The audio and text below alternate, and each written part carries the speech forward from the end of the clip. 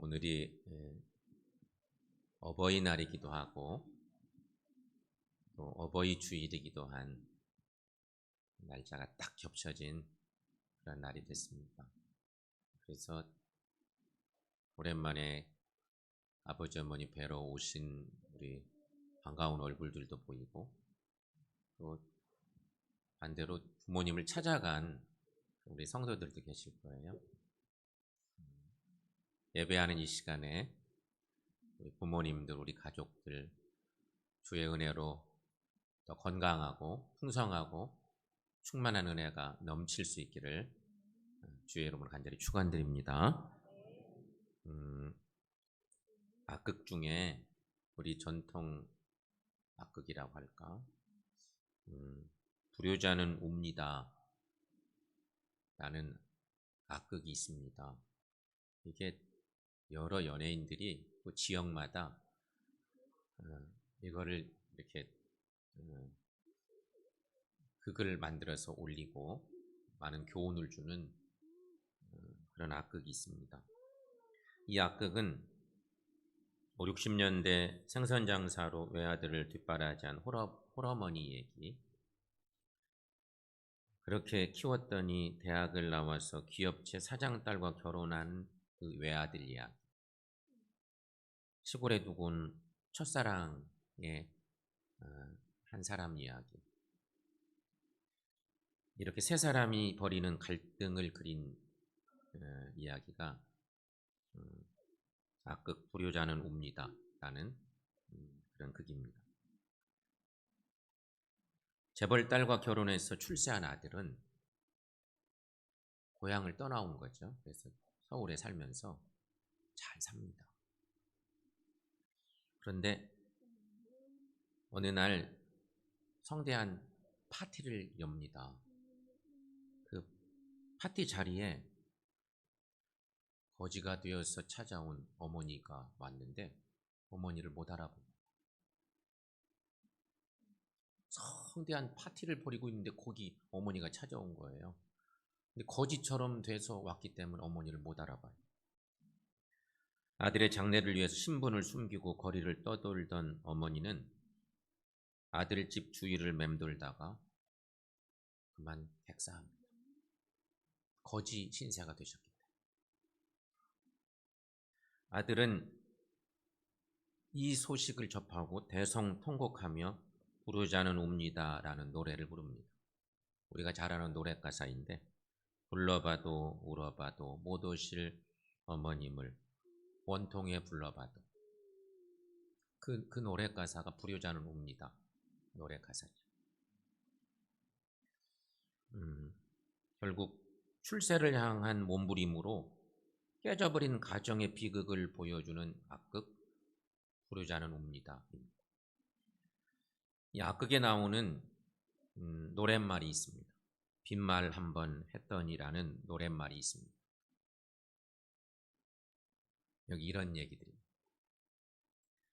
내가 꼭 바라는 건 아니지만 그냥 빈말로 생선 머리통이 맛있다고 했더니 아들이라는 인간이 하는 말, 어머니 생선 머리가 정말 맛있죠?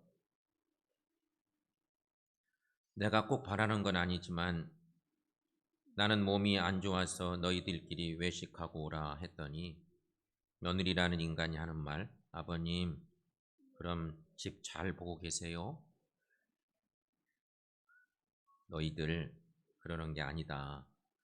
정말 그러는 게 아니다. 그저 너희들 생각에 빈말 한번 해본 건데 정말 그러는 게 아니다. 두 번도 안 물어보고 매정하게 발길을 돌리니 내가 꼭 바라는 건 아니지만 그러는 게 아니다.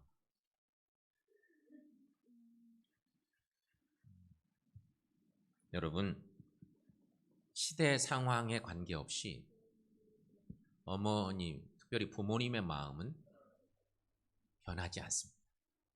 시대가 아무리 변하고 상황이 변해도 부모님의 마음은 한결같습니다. 그런데 자식은 마구 변하고 있습니다. 부모의 마음은 변함이 없는데 자식들의 마음은 변합니다. 그래서 효도관도 바뀌고 있습니다. 우리 어른들, 연세 많은 어른들 세대 생각하면 한 적어도 한 세대, 한 두 세대 정도 지나는 사이에 일어난 엄청난 변화의 일들. 예전의 효도관은 이랬습니다. 예전의 효도관은 멀리 있는 효자 없다. 이게 단적으로 정리하면 그런 것입니다. 멀리 있는 효자 없다는 말처럼 효의 근본은 가까이 있으면서 부모님 가까이 머물면서 잠자리도 봐드리고 아침 저녁으로 수발드는 것이 참 효도다. 옛날의 효도관은 그랬습니다. 지금을 정점으로 중간 세대에서는 출세를 효도라고 생각하기 시작했습니다. 부모의 희생을 기반으로 논밭을 팔아 대학 공부시키는 것을 통해 출세하는 것이 효도라고 생각했습니다. 그런데 출세한 후 부모님 계신 고향으로 돌아오지 않고 서울에 눌러 살기에 불효가 되는 것입니다. 마음의 단절이 불효가 되는 것이죠.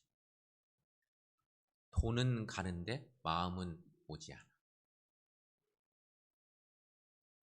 이게 중간 세대의 효도 방법이었습니다. 요즘은 어떨까요?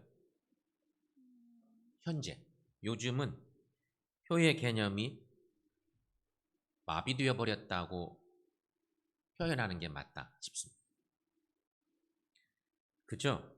직장이나 학교에 꼬박꼬박 잘 가고 제 나이에 시집장가 들고 사고 치지 않는 게 효도이다. 한마디로 말하면 지들이 알아서 잘 살아주면 그것이 효도지. 지들 앞걸음만 잘해도 효도지. 이것이 요즘의 효도관의 한 모습이라 하는 것입니다. 오늘 말씀은 10계명의 10계명 중에 5번째 계명의 말씀입니다. 오늘 우리에게 준 하나님 말씀. 너무 유명한 말씀이죠. 10계명 말씀을 다 외우지는 못하지만 다 알죠. 거의 외우는 것처럼. 그런데 10계명 중에 5번째 계명, 출애굽기 20장 12절 말씀. 다시 한번 읽어봅니다. 내 부모를 공경하라. 그리하면 내 하나님 여호와가 내가 준 땅에서 내 생명이 길리라. 아멘. 여기 눈에 확 들어오는 표현의 말씀은 공경입니다. 공경. 내 부모를 공경하라. 공경. 공경이란 히브리어로 카바드라고 표현할 수 있습니다. 카바드. 카바드는 본래 뜻은 무겁다는 의미입니다. 무겁다. 그런데 그 무겁다는 말에 그 속뜻은 귀히 여기라 그런 의미가 있습니다. 아, 이거 무거워 죽겠네. 무겁다는 의미의 속뜻은 귀히 여기라는, 공경의 의미는 바로 그런 것입니다. 인간과 관계된 계명 가운데 첫 번째 계명이 부모 공경입니다. 위에 4계명은 10계명 중에 4개의 계명은 하나님과의 관계된 계명이라면 5번째부터 시작된 계명이 인간과의 관계의 계명인데 그 중에 첫째는 부모 공경이에요. 하나님이 계명 중에 계명 10개를 딱 추리셨는데 그 중에 인간과의 관계 속에 첫 번째 계명이 부모 공경이라는 계명인 거예요. 그러니까 이것은 효도가 신앙의 시금석이 된다고 하는 그런 의미입니다. 따라서 여러분, 부모 공경은 도덕과 윤리가 아니라 신앙의 문제이고요. 하나님의 명령이기도 한 것이. 오늘 어버이 주일에 어버이날이고 어버이 주일인 오늘 이 귀한 주님의 날에 그렇다면 내 부모를 공경하라는 뜻은 도대체 뭘까? 이거를 몇 가지만 생각해 보려고 합니다. 내 부모를 공경하라. 이 하나님 명령인데 이 말씀의 깊은 속뜻이 뭘까? 몇 가지를 찾아보려고 합니다. 첫째는 순종하라는 뜻입니다. 순종하라. 공경하라. 내 부모를 공경하라. 그 속에는 순종하라는 의미가 있다는 것입니다. 미국의 홉킨스 병원의 벤 카슨 박사. 이 사람은 1987년에 세계에서 처음으로 머리와 몸이 붙은 채 태어난 샴쌍둥이를 분리하는 수술에 성공한 사람이었습니다. 그래서 신의 손이라는 별명이 붙은 그런 사람. 사진 한번 올려볼래요? 그 사람의 실제 얼굴 사진. 카스는 흑인들이 모여 사는 빈민가에서 불량 소년들과 어울려 자랐답니다. 어머니가 병원에서 허드렛 일을 하며 자식을 키웠는데 공부는 꼴찌요, 별명은 못난이였습니다. 정말 어려운 빈민촌에서 자라고 너무 어렵게 자란 소년이었죠. 어머니가 일을 하고 돌아오면 이웃 아이들과 어울려 돌아다니기 바쁩니다. 이 소년이. 어느 날 어머니가 아들에게 이런 말씀을 하셨답니다. 그냥 놀기만 좋아하고 못난이고 뭐 늘 공부는 꼴찌이고 이런 아들에게 어머니가 이런 말씀을 했답니다. 너는 노력을 안 해서 그렇지. 마음만 먹으면 무엇이든지 할 수 있어. 너는 머리가 좋아. 노력만 하면 공부도 잘할 수 있다고 믿는다. 병원에서 일할 때 의사들이 하얀 가운을 입고 환자를 돌보는 것을 보면 얼마나 부러운지 몰라. 나는 내 아들이 가운 입은 의사가 된 모습을 늘 상상해 보곤 한단다. 이런 얘기를 들려준 거예요. 어머니는 아들에게 숙제부터 하고 놀아라. 매주 책을 읽어보고 간단한 감상문도 써보라고 이런 부탁도 했습니다. 놀기만 좋아하던 카스는 공부에 재미를 느끼고 그러더니 성적이 점점 좋아졌습니다. 초등학교를 졸업할 때는 꼴등하던 이 아이가 상당히 상위권에 오르게 되었답니다. 그 뒤로 계속 학교 생활을 잘하던 카스는 대학을 나오고 의학을 공부하고 결국 의사가 되었습니다. 어머니의 말을 순종한 결과 존경받는 의사가 된 것입니다. 카슨의 어머니는 배운 것은 없으셨지만 아들의 미래를 바꾸기 위해서 필요한 것이 무엇인지를 잘 알고 있었던 거예요. 아들에게 희망을 주고 격려해주고 그랬더니 이 아들이 훌륭하게 잘 자랐다. 그런 얘기인 것입니다. 에베소 6장 1, 2절 말씀에 저런 말씀이 있습니다. 함께 읽습니다. 자녀들아 주 안에서 너희 부모에게 순종하라. 이것이 옳으니라. 내 아버지와 어머니를 공경하라. 이것은 약속이 있는 첫 계명이니. 아멘. 에베소서에 있지만 이 말씀이 오늘 본문 출애굽기에 있는 말씀하고도 매우 연결되어 있는 그런 말씀이기도 하죠. 자식이 부모를 공경할 수 있는 최고의 방법, 순종입니다. 순종. 부모님은 자녀를 낳으며 교육하였고 어릴 때 자녀의 필요를 채워주셨습니다. 부모님은 자식에게 유익한 것이 무엇인지 해로운 것이 무엇인지 너무너무 잘 압니다. 부모들이 자식들이 뭐가 해롭고 이로운 건지 판단 못하는 부모는 하나도 없습니다. 자동으로 자기 앞가름은 잘 못할지 몰라도 자식들의 앞가름은 누구보다도 잘하는 게 본능적으로 그렇습니다. 누구보다도 자식을 사랑합니다. 그러기에 부모의 명령에 자식들은 무조건 순종을 마땅합니다. 부모님의 말씀에 순종하는 자가 언제나 복을 받는다는 것입니다.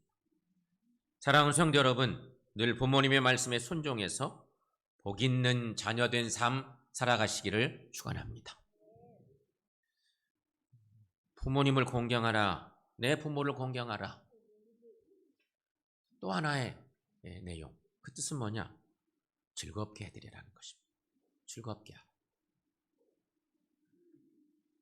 잠언 23장 25절 말씀에 유명한 저런 말씀도 있습니다. 자, 함께 읽습니다. 내 부모를 즐겁게 하며 너를 낳은 어미를 기쁘게 하라. 아멘.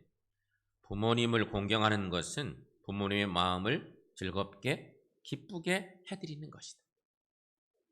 공경 그러면 무겁다, 귀히 여기다 그런 뜻이 있는데 그것을 우리의 삶으로 바꿀 때는 부모님을 공경한다고 하는 것은 즐겁게 해드리고 기쁘게 해드리는 것이다. 부모는 자식을 생명의 연장으로 생각합니다. 자식이 잘 되면 자기가 잘 되는 것보다 훨씬 더 기뻐합니다. 자기가 성공한 것보다 더 좋아합니다. 자랑하고 싶어 못 견딥니다. 이것이 자식을 낳은 부모의 행복이고 보람이기 때문인 것입니다.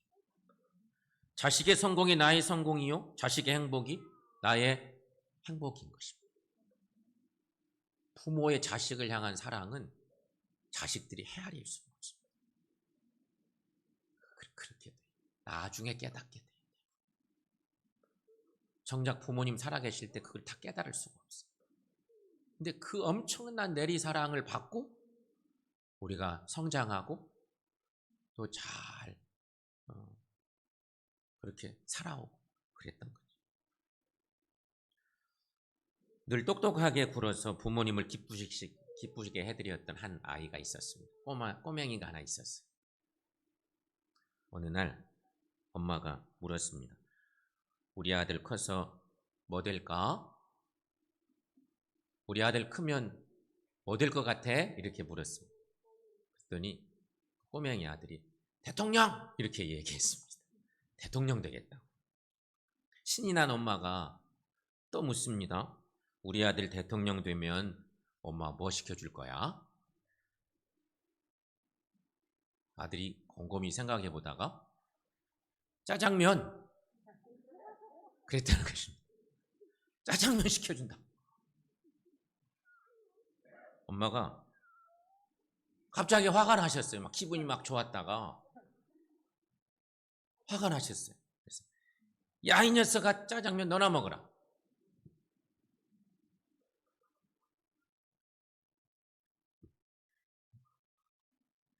여러분, 작은 것에 행복을 느끼기도 하고 아주 작은 것에 불행을 느끼기도 하는 것이 부모의 마음이기도 한 것입니다. 큰 것보다 작은 것으로 부모님을 기쁘시게 해드릴 수 있습니다. 부모님들은 사실은 큰 거. 그래, 아파트 하나 사줘라. 승용차 한 1억 원짜리 사줘라. 이럴 리가 없어요. 만약에 차 하나 받았다가 부모들이 얼마나 부담스러울까. 그것보다야 식사 한 끼 거하게 먹는 게 더 좋겠다. 그러지 않을까요? 전화 한 통화로, 요즘 같은 메시지로, 그보다 더 요즘 톡으로, 가족 단톡방에 수시로 그렇게 소식을 전하면 그것이 부모의 마음에 기쁨을 드릴 수 있는 그런 일들인 것입니다. 식사 한 끼로 부모님을 공경할 수도 있습니다. 기쁘게 해드리는 거니까, 즐겁게 해드리는 거니까. 큰 거 아니에요. 사랑 여러분, 부모님을 기쁘게 해드려 정말로 부모 공경을 실천할 수 있는 이 시대 꼭 필요한 그리스도인 된 우리 모두가 되시기를 축원합니다. 또 한 가지는 보답하는 일입니다. 부모 공경은 보답하는 것입니다. 어떻게 보답하나? 부모님이 해주신 거를 자녀가 그대로 보답하는 것은 불가능해요. 할 수가 없어요. 정말 할 수가 없어요. 아무리 힘써도 할 수가 없는 것이 부모님께 받은 사랑인데 자식은 다 할 수는 없어요. 그런데 어쨌든 부모 공경의 세 번째 뜻은 공경, 보답하는 일이에요. 조금 오래된 얘기이긴 한데 2006년도 금강산 관광이 활성화된 그 시기쯤에 2006년도에 금강산 지계효자로 알려진 이익군 씨라는 분이 있습니다. 이때 이분은 지금은 이분이 효 박사가 되어 있더라고요. 효 박사. 이때 이 사건으로 효 박사가 되어 있는 분인데 이익군 씨는 초등학교에 다니던 두 아들을 둔 평범한 가장이었습니다. 인천의 성산교회 집사님이기도 한 분이었습니다. 그분도 사진 한번 올려보세요. 실제 인물이에요, 저분이. 금강산에 가면 12,000봉에 8만 개의 암자가 있다던데 아버지가 92세이신 아버지가 독립기념관 나들이길에 금강산 얘기를 꺼내신 거예요. 금강산 관광이 막 유행을 타고 있는데 아들이 아버지를 모시고 천안의 독립기념관을 갔다 오시는 길에 아버지가 갑자기 금강산에 가면 12,000봉에 8만 개의 암자가 있다던데 혼잣말처럼 중얼중얼 하신 거예요. 그때 아들은 속으로 이익군 씨, 이군익 씨 이분이 속으로 다짐을 했대요. 저는 충남 서산 빈농의 집에서 자랐습니다. 7남매 막내인 저까지 대학 공부시키시느라 평생 고생하신 아버지이십니다. 저는 듣자마자 마음속으로 예 아버지 금강산이 아니라 그 할아버지라도 모시고 가겠습니다. 라고 속으로 다짐을 했다는 것이죠. 이 집사는 알루미늄 지게 의자를 만들어서 아버지를 태워서 금강산에 가기로 결정합니다. 혼자 걷기도 험한 산행길을 아버지와 한몸이 되어서 오르는 이 씨를 보며 관광객들이 어깨를 두드려주고 격려를 해주었습니다. 아들에게 짐이 될까 한사코 업히기를 거부하시던 아버지도 저기 가면 뭐가 있다니? 아이고 저게 그림이여 경치여? 찬사를 연발하시며 금강산 구경 흠뻑 취하셨답니다. 지게의 무게가 15kg이고 아버지가 올라 앉으시니 60kg이 넘었습니다. 이 씨는 산행이 이어지면서 무게를 이기지 못해 어깨와 팔이 뻣뻣하게 굳어오고 허리가 끊어질 듯 아팠지만 어린애처럼 좋아하시는 아버지를 보면서 얼마든지 견딜 수 있었다고 말했습니다. 참으로 감동적인 효행이 아닐 수가 없습니다. 마음은 먹지만 이런 거 실천한다는 게 쉬워요? 그런데 40대였던 저분이 저 일을 실천한 거예요. 요즘은 효행 박사가 되어 있더라고. 세월이 한참 지났어요. 뭔가 실천하는 것이 참 중요합니다. 자녀 입장에 부모에게 효도하는 것은 할 수 있으면 실천할 수 있는 것. 그게 중요한 것이죠. 디모데전서 5장 4절에 이런 말씀이 있습니다. 여러분 그 말씀 함께 읽습니다. 만일 어떤 과부에게 자녀나 손자들이 있거든 그들로 먼저 자기 집에서 효를 행하여 부모에게 보답하기를 배우게 하라. 이것이 하나님 앞에 받으실 만한 것이니라. 아멘. 혼자 자녀를 키우는 집에 자녀에게 효도하도록 가르치라는 말씀이죠.